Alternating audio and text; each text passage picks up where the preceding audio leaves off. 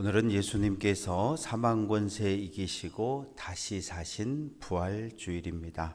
서로 부활절 인사를 해보도록 하겠습니다. 하나님께서 예수님을 다시 살려내셨습니다.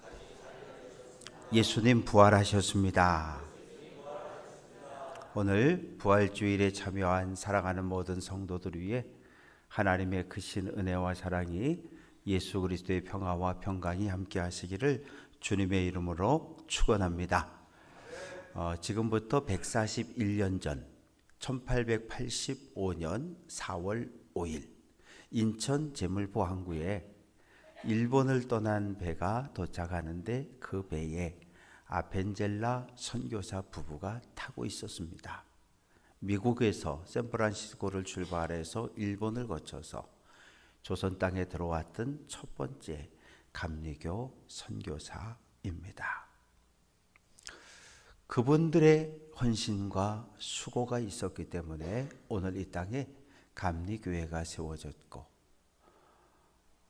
이 땅에 130만 정도의 감리교인들이 믿음의 길을 걸어가고 있습니다. 오늘 부활절인데 유대인들은 삶의 기준이 안식일입니다. 안식일은 요즘 시간으로 하면 금요일 날 오후 6시 해가 딱 넘어간 시간부터 토요일 오후 6시 직전 해가 넘어가기 직전까지를 안식일이라고 불러요. 그런데 오늘 성경은 안식 후 첫날이라고 하는 것은 금요일 날 오후 6시부터 토요일 오후 6시 직전까지 안식일이고, 안식 후 첫날이라고 하는 건 토요일 오후 6시 이후부터 오늘날 일요일, 주일날 오후 6시 해지기 전까지를 이야기합니다.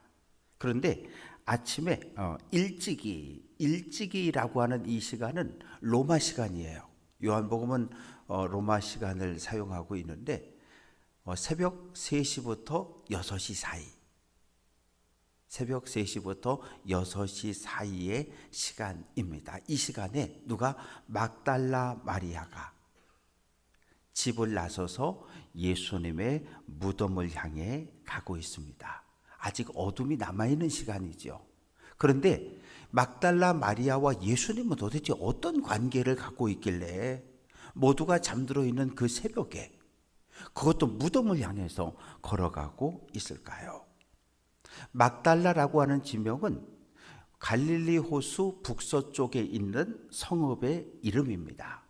막달라 댁이라고 하는 거죠. 막달라 출신의 마리아라고 하는 이름이에요. 그런데 이 여인은 아주 고통스러운 삶을 살았어요. 누가복음 8장 2절은 7 귀신이 나갔다 이렇게 표현하고 있어요. 예수님을 만나기 전까지 귀신 7이 들어와서 그의 몸과 마음을 지배하고 있었던 거예요. 그러니 귀신 7이 들어와서 한 여성의 삶을 짓밟았으니 육체적으로 정신적으로 심적으로 모든 것이 다 파괴되어진 아주 불행한 삶을 살 수밖에 없었어요. 귀신 들렸다고 집에서 내쫓았습니다. 귀신 들렸다고 동네에서 내쫓았어요. 그러다가 예수님을 만났고 귀신이 쫓겨남으로 정신을 회복하게 되었고 마을로 가정으로 돌아갔고, 그때부터 모든 삶을 정리하고 오직 예수님만 따르면서 예수님을 섬겼던 여인이 막달라 마리아입니다. 예수님 목요일 날 겟세마네 동산에 올라가 기도할 때 성전 경비병들이 달려오자 제자들은 다 도망쳐 버렸어요. 그리고 산헤드린 공회에서 재판받을 때도 예수님이 골고다 언덕에 십자가를 메고 올라갈 때도 제자들은 다 도망쳤어요. 그런데 마리아는 따라갔어요. 십자가 아래까지 따라갔고 그 아래서 울다가 예수님 운명하시는 모습도 지켜봤고, 산헤드린 공회 공회원이었던, 요즘 표현으로 하면 국회의원이었던 아리마대 사람 요셉이 예수님의 시신을 십자가에 내려서 요셉의 무덤에 장례하는 모습까지 다 지켜봤어요. 유대인의 전통은 죽은 자를 위해서 향품과 향유를 무덤 안에, 몸에 발라주기도 하지만 무덤 안에 이렇게 넣어두는 풍습이 있었어요. 그래서 향품과 향유를 사다가 놨다가 그걸 지금 가슴에 안고 그 새벽에 예수님의 무덤을 향해서 가고 있습니다. 그런데 분명히 봤어요.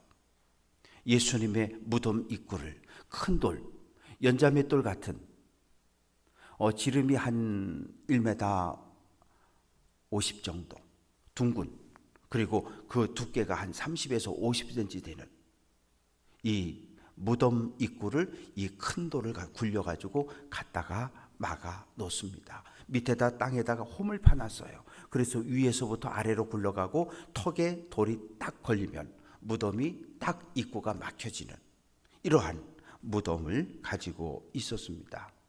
이 둥그런 무덤을 막은 큰 돌의 무게는 보통 1000kg에서 2000kg, 1톤에서 2톤 정도입니다. 이거 열 때 어떻게 열까요? 최소한 5명에서 10명의 장정들이 지렛대를 이용해서 위로 밀어 올리거나 아니면 들어서 옮겨 놓아야 합니다. 여인들의 힘으로는 도저히 무덤 입구를 막은 이 큰 돌을 옮겨 놓을 방법이 없어요. 그런데 예수님의 무덤엔 또 다른 문제가 있었어요. 어제 안식일임에도 불구하고 대제사장과 바리새인들이 총독 빌라도를 찾아갔어요. 우리가 저 거짓말쟁이 예수가 살아있을 때 설교한 것을 기억한다. 내가 예루살렘에 올라가면 대제사장과 장로들과 바리새인들에게 체포돼서 고난을 당하고 내가 죽을 것이고 장사될 거지만 3일 만에 다시 살아난다고 설교했다. 만약에 예수의 제자들이 밤에 몰래 와서 예수의 시체를 도둑질 훔쳐가고 우리 예수님 부활하셨습니다 라고 거짓말하면 이거 뒷감당이 안 되는 일이니까 총독 빌라도에게 로마 군대로 하여금 3일 동안만 예수의 무덤을 지키게 해달라고 그렇게 부탁을 합니다. 그래서 총독 빌라도가 허락을 해요. 로마 군인들이 왔습니다. 그냥 왔을까요? 아니, 그렇지 않아요. 무덤 입구에 둥근 큰 돌과 이 벽에서부터 줄을 묶어서 반대쪽 아래까지 이렇게 줄로 묶습니다. 그리고 그 가운데다가 밀랍, 초를 갖다가 이렇게 칠해놓고 총독 빌라도 도장을 꽝 찍어 놓는 거예요. 그리고 로마 군인들이 좌우에서 지키기 시작합니다. 총독 빌라도의 도장을 찍은 이 인봉이 훼손하는 자는 로마법에 의해서 사형입니다. 그러니 큰 돌이 가로막고 있고 인봉을 쳤고 로마 군인들이 지키고 있고 막달라 마리아가 무덤 앞까지 갈 수는 있어도 절대 무덤 안으로 들어갈 수는 없는 상황입니다. 무덤에 도착했어요. 마태복음 28장 2절은 큰 지진이 나며 주의 천사가 하늘에서 내려와 돌을 굴려냈다. 무덤 문이 열린 거예요. 누가? 천사들이 내려와서 무덤 문을 열어 놓았어요. 그러자 마리아가 무덤 안으로 머리를 집어넣습니다. 이 아리마대 사람 요셉은 부자였어요. 당시 유대 부자들의 무덤은 우리는 땅을 파고 땅 속에 시신을 모시잖아요. 유대 문화는 그렇지 않았어요. 이 석회석 바위에 구멍을 뚫습니다. 그런데 입구는 60에서 1m 낮아요. 좁아요. 독을 하지 못하도록. 그리고 거기서 한 2m 정도는 높이 2m, 폭 2m. 여기에서 마지막으로 시신의 향유를 바르고 향품을 바르고 또 장례가 끝난 다음에 가족들이 거기 서가지고 기도하고 하나님을 찬양하는 대기실이 있고 거기에서 2m 정도 들어가면 벽이고 벽 앞에 석회석 돌침대, 시체 안치대가 놓여져 있어요. 시체 안치대는 폭이 70cm, 길이가 2m, 그리고 높이가 남자들 허리 정도 90cm 1m 정도입니다. 거기에 세마포로 몸을 감싸고 얼굴을 감싼 예수님의 시신이 누워 있어요. 그러면 이렇게 몸을 숙이고 이렇게 쳐다보면 여기서부터 저기까지 4m거든요. 4m예요. 그러면 4m에서 시체 안치대가 70cm가 있으니까 3m가 조금 넘는 거죠. 그러면 몸을 숙이고 이렇게 머리를 집어넣으면 대략 3m 조금 넘을 거예요. 그러면 빛이 조금만 있으면 그 위에 시체가 있는지 없는지를 볼 수 있는 거예요. 그런데 마리아가 고개를 숙이고 안을 들여다봤는데 시체 안치대까지는 있는데 세마포도 있는데 세마포가 푹 꺼져버린 거예요. 예수님 시체가 없는 거예요. 그래서 마리아가 들고 뛰기 시작하는 거예요. 베드로와 예수님이 사랑하셨던 제자는 사도 요한입니다. 베드로 사도님, 요한 사도님, 내가 무덤에 갔었는데 무덤 문은 열렸는데 들여다 보니까 예수님의 시체가 없어요. 누군가 가져갔나 봐요. 울부짖는 거예요. 그러자 베드로와 요한이 자리에서 벌떡 일어나 문을 열고 뛰어가기 시작합니다. 그래서 무덤에 갔는데 요한이 빨리 갔어요. 그런데 요한은 들어가지 않아요. 그냥 이렇게 몸을 숙이고 이렇게 목을 집어넣고 살펴보니까 마리아의 말대로 시체 안치대 위에 예수님의 시신이 있어야 하는데 시신이 없어요. 그리고 그냥 있는 거예요. 마리아 말이 맞네? 예수님 시체가 어디 갔지? 누가 훔쳐갔나 정말? 그러고 있을 때 베드로가 뒤늦게 달려와서 망설이지 않고 몸을 숙이고 안으로 쑥 들어갑니다. 시체 안치대 가서 꼼꼼히 살펴봤어요. 예수님의 머리를 싼 수건이 있어요. 작은 천으로 예수님의 머리를 쌌거든요. 그러니까 이렇게 동그란 모습으로 이대로 그대로 있는 거예요. 그리고 예수님의 몸을 감쌌던 세마포는 그대로 있는데 예수님의 시체만, 예수님의 몸만 사라져 버렸어요. 오늘 8절 말씀을 보면 그때에야 무덤에 먼저 갔던 그 다른 제자 요한도 용기를 내서 들어왔어요. 어떻게 이걸 이해해야 할까요?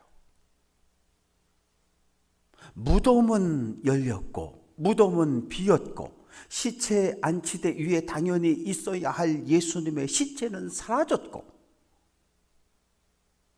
그런데 8절 말씀을 보면 예수님께서 살아계실 때 죽임을 당한 후에 제3일 만에 살아난다고 했던 이 말씀을 베드로도 요한도 기억해 낸 거예요.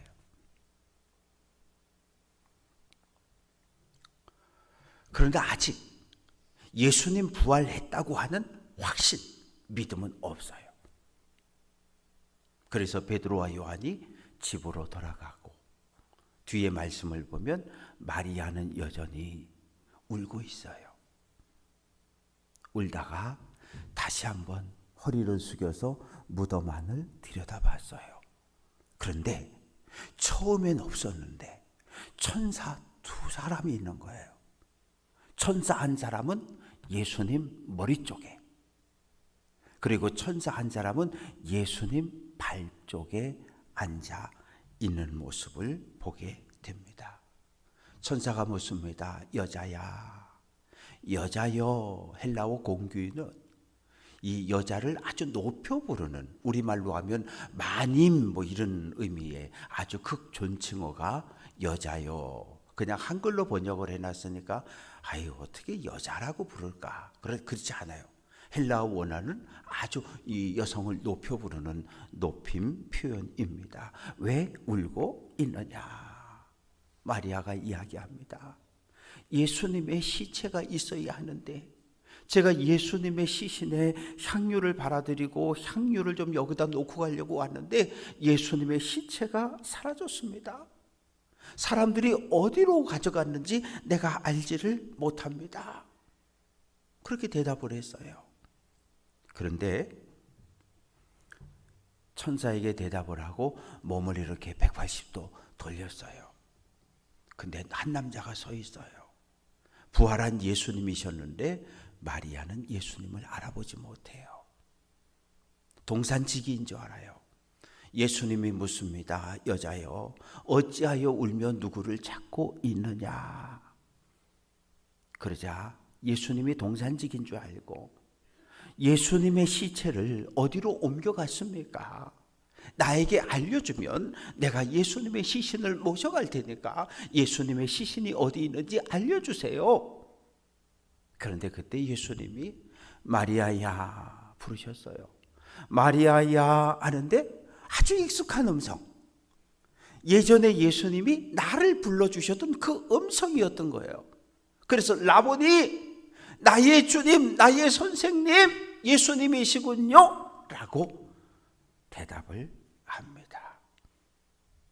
막달라 마리아, 7 귀신 들려 고통스러운 삶을 살았던 여인, 예수님을 만나고 7 귀신이 나가고 정신이 온전해져서 정말 시간과 물질 모든 걸 들여 예수님을 섬겼던 막달라 마리아, 그 여인이 첫 번째 부활한 예수님을 만났어요. 부활한 예수님 10명의 제자들에게 나타나셨고 도마가 있을 때 다시 나타나셨어요. 도마에게 보지 않고 믿는 자가 더 복이 있다고 말씀을 하십니다.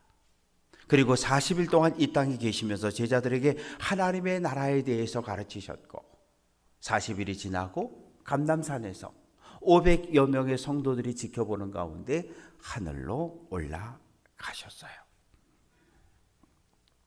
사랑하는 성도 여러분, 예수님이 쇼를 했다, 십자가에 못 박혀 죽였고 죽임을 당했고 무덤에 들어가셨다가 그냥 본인이 살아났다, 그거 아니에요.